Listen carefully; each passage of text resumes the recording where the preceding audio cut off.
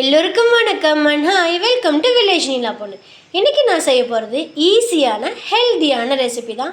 கிட்ஸ்க்கு நம்ம தாராளமாக எவ்வளோ வேணால் சாப்பிட கொடுக்கலாம். ரொம்ப ஸ்வீட்டாகவும் டேஸ்டியாகவும் இருக்கும். இதுக்கு தேவையான பொருள்: 1 கப் கோதுமை மாவு, 1.5 கப் நாட்டு சக்கரை எடுத்திருக்கேன். அதுக்கப்புறம் ஒரு 1/2 கப்புக்கு நெய், திராட்சை வேணுங்கிற அளவு, அதே மாதிரி முந்திரி, பாதாம் கார்னிஷ்காக நான் என்ன பண்ணியிருக்கேன், சின்ன சின்னதாக இந்த மாதிரி கட் பண்ணி வச்சுருக்கேன். ஓகே, வாங்க நம்ம இப்போது அடுப்பில் ஒரு பாத்திரத்தை வச்சு நம்ம நாட்டு சர்க்கரையை போட்டு ஒரு 1/2 கப்பு தண்ணி ஊற்றிக்கலாம். இப்போ இது நல்லா கரைஞ்சி கொஞ்சம் கொதிக்கட்டும். இப்போ இந்த பாகு கொதிக்கிற டைமில் நம்ம ஒரு கடாய் வச்சுட்டு இப்போ அதில் நெய் ஊற்றிக்கலாம்.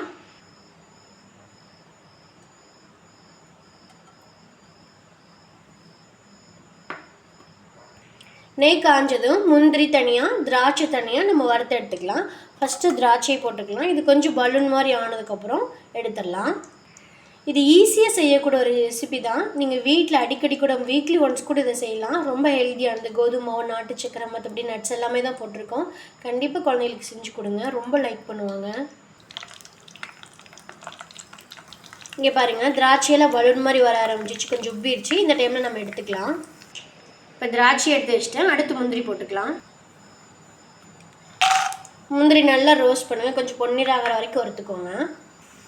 முந்திரி வறுத்துட்டுருக்கிற அதே நேரத்தில் நம்ம வச்ச இந்த பாகு ரெடி ஆயிடுச்சு.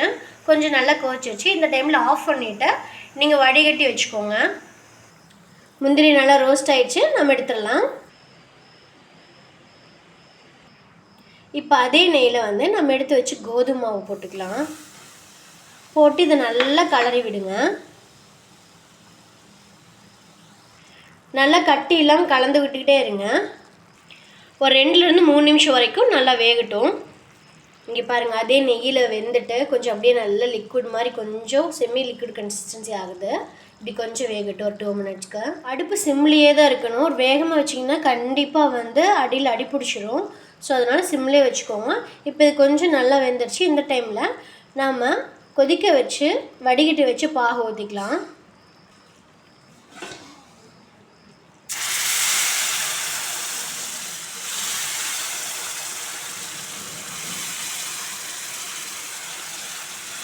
இதை நல்ல ஒரு 5 நிமிஷம் கலந்து விட்டுக்கிட்டே இருங்க. நீங்கள் பாகு ஊற்றினோன்னு கலக்கணுன்னே இந்த மாதிரி கொஞ்சம் கெட்டியாயிரும். உடனே பயந்துடாதீங்க. அது கொஞ்சம் அப்படியே லைட்டாக கலரி விட்டு சிம்மில் வைங்க. கொஞ்சம் நெய்யெல்லாம் வெளியே வரும்.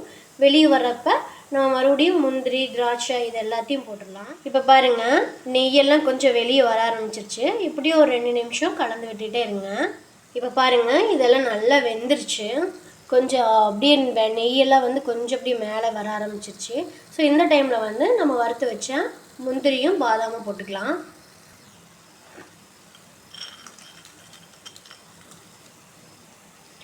போட்டு ஒரு கலரிட்டு ஸ்டவ் ஆஃப் பண்ணிடலாம். இப்போது கோதுமையை வச்சு குயிக்காக செய்யக்கூடிய ஸ்வீட் ரெசிபி ரெடி பண்ணிட்டோம். இப்போ நாம் நல்லா ஸ்லைஸ் பண்ணி வச்சா பாதாமை இது மேலே தூவி விட்டலாம். பார்க்குறக்கே நல்லா இருக்குது, டேஸ்ட்டும் நல்லாயிருக்கும். குட்டீஸ்க்கு ரொம்ப பிடிக்கும். ஈவினிங் ஸ்நாக்ஸாக செஞ்சு கொடுங்க. ஸ்வீட்டை ஏதாவது கேட்டு சாக்லேட் எல்லாம் கேட்பாங்க பார்த்தீங்களா, அந்த டைமில் இதை செஞ்சு கொடுங்க. சாக்லேட்டை விட இது அருமையாக ஹெல்த்தியாக இருக்கும். ஓகே, கண்டிப்பாக செஞ்சு டேஸ்ட் பண்ணி பாருங்கள். நம்ம சேனலை மறக்காமல் சப்ஸ்கிரைப் பண்ணிடுங்க. கண்டிப்பாக ஷேர் பண்ணிடுங்க. தேங்க்யூ.